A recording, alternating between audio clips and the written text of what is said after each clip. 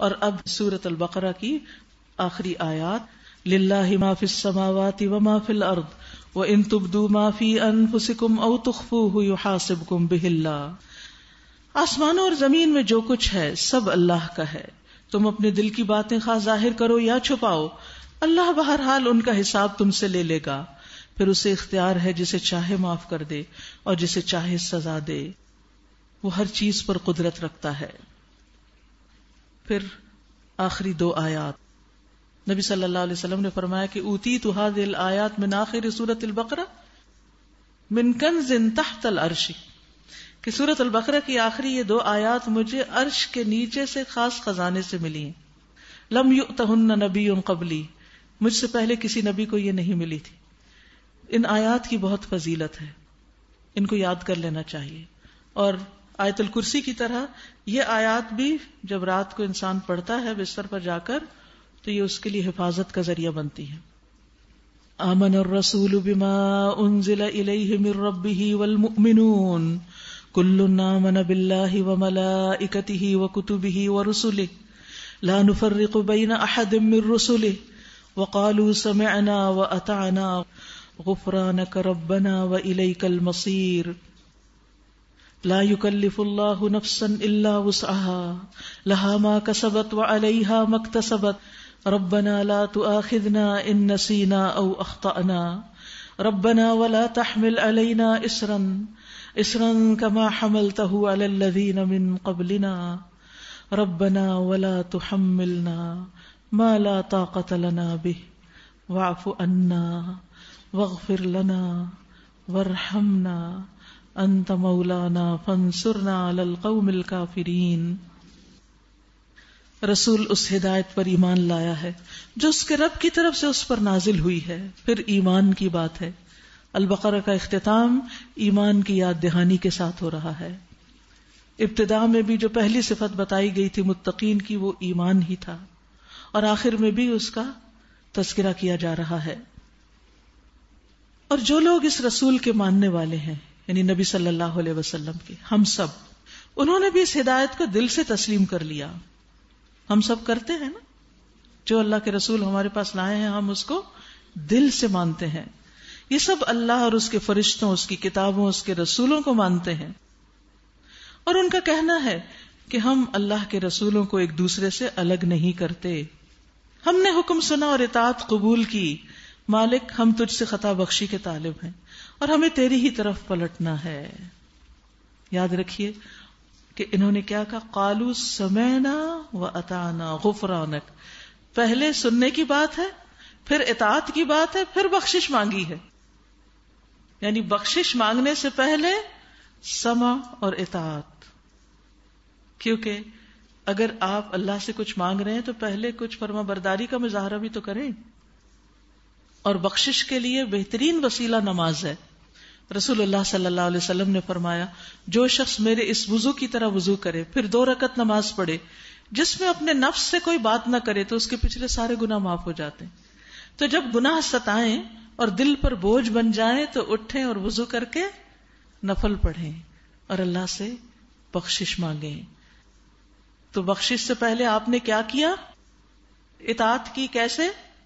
نماز پڑھ کے، نماز پڑھ کے، اسی طرح کبھی صدقہ کر کے، کبھی قرآن پڑھ کے، کبھی کوئی اور نیکی کر کے، کسی کے ساتھ کوئی احسان اور بھلائی کر کے، جب دل پسیج جائے، دل نرم ہو جائے تو اس وقت کہا کر، یا اللہ تو اسے قبول کر لے اور تو مجھے معاف کر دے۔ یعنی جب کوئی اطاعت کا کام کرے تو اپنے لیے بخشش مانگے۔ لا یکلف اللہ نفسا الا وسعها، اللہ کسی شخص پر اس کی قدرت سے بڑھ کر ذمہ داری کا بوجھ نہیں ڈالتا۔ ہر شخص نے جو نیکی کمائی ہے اس کا پھل اسی کے لیے ہے، اور جو بدی سمیٹی اس کا وبال اسی پر ہے، یعنی جو بھی کچھ انسان کرتا ہے اس کی ذمہ داری خود اسی پر ہے۔ ایمان لانے والو تم یوں دعا کیا کرو، کیسے؟ ربنا لا تؤاخذنا ان نسینا او اخطأنا، اے ہمارے رب ہم سے بھول چوک میں جو قصور ہو جائیں ان پہ ہمیں نہ پکڑنا۔ اور ہم کتنی دفعہ بھولتے ہیں، بار بار بھولتے ہیں، اللہ ہماری بھول پہ ہمیں نہ پکڑ۔ مالک ہم پہ وہ بوجھ نہ ڈال جو تو نے ہم سے پہلے لوگوں پہ ڈالے تھے۔ یعنی پہلے لوگوں کو جو آزمائشیں پیش آئیں، اللہ تو ہمیں ان آزمائشوں سے بچانا، کیونکہ دین کے راستے میں لوگوں نے بڑی بڑی تکلیفیں اٹھائیں. خود صحابہ کرام کو آپ دیکھیے، کیونکہ ہم ان کے مقابلے میں بہت کمزور ہیں. ہمارا تو ایمان بھی کمزور ہے اور ہمارے عمل بھی بہت تھوڑے ہیں، لہٰذا تو ہمیں ایمان کی سلامتی کے ساتھ دنیا سے لے جانا. اے ہمارے رب، جس بار کو اٹھانے کی طاقت ہم میں نہیں وہ ہم پہ نہ رکھ، ہمارے ساتھ نرمی فرما، ہم سے درگزر فرما. واعف عنا واغفر لنا، ہمیں بخش دے. وارحمنا، ہم پہ رحم فرما. انت مولانا، تو ہی تو ہمارا مولا ہے، تو ہی ہمارا ولی ہے. فانصرنا علی القوم الکافرین، کافروں کے مقابلے میں تو ہماری مدد فرما. آمین. یاد رکھیے اللہ سبحانہ وتعالیٰ کے جو احکامات ہیں وہ ہمارے لیے رحمت ہے. سورۃ البقرہ میں ہمیں جو بھی احکامات دیے گئے، یا ایھا الذین آمنوا کہہ کے، یا صحابہ کرام کے سوالات کے جواب میں یسألونک، انہوں نے سوال کیا اور پھر جواب میں جو احکامات ملے وہ سب ہمارے لیے باعث رحمت ہیں. انہیں خوشی سے قبول کیجیے اور ان پر عمل کیجیے. یہ قرآن اور اس کی ہدایات ہماری روح کی غذا ہے، یہ اللہ کی رحمت اور ہم پر احسان ہے. ہمارا دین فطرت کے عین مطابق ہے. ہمیں کسی ایسی چیز کا حکم نہیں دیا گیا جو ہمارے لیے کرنا ناممکن ہو. یہ دین آسان دین ہے. رسول اللہ صلی اللہ علیہ وسلم نے فرمایا کہ بے شک دین آسان ہے، اس کو بوجھ نہ سمجھیے، اس کے کرنے سے انسان کی زندگی میں آسانیاں آتی ہیں. بظاہر مشکل احکام جو بڑے مشکل لگتے ہیں ان کو انسان کر جائے تو اس کے لیے آسانی ہی آسانی ہو جاتی ہے.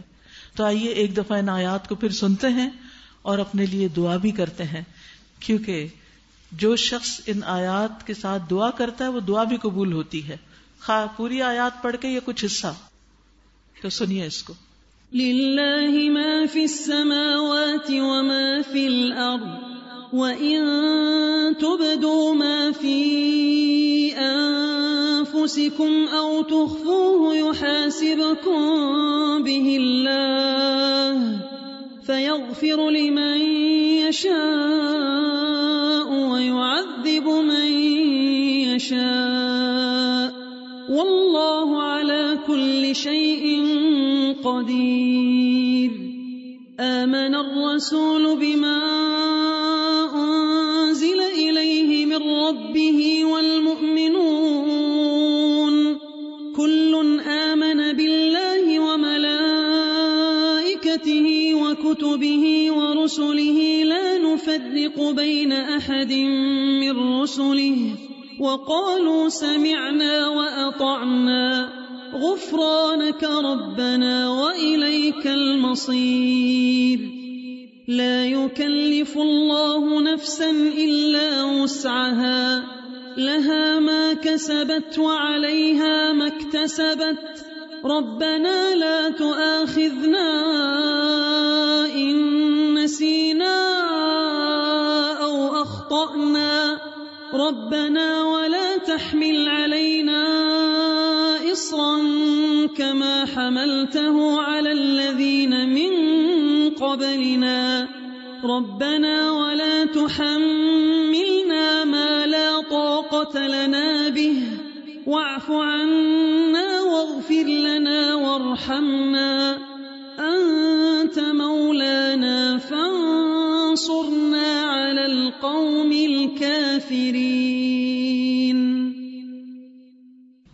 یا اللہ تو اس سورت کے احکامات پر ہمیں عمل کی توفیق عطا فرما اور ہم سے اس کوشش کو قبول فرما، اور ہمیں آئندہ بھی اس کو پڑھتے رہنے کی توفیق عطا فرما، کیونکہ سورۃ البقرہ کا پڑھنا باعث برکت ہے اور اس کو چھوڑنا باعث حسرت ہے. لہذا جو بھی طریقہ آپ کے لیے آسان ہو وہ اختیار کریں اور مستقل طور پر اس کا پڑھنا اپنی زندگی میں شامل کر لیں.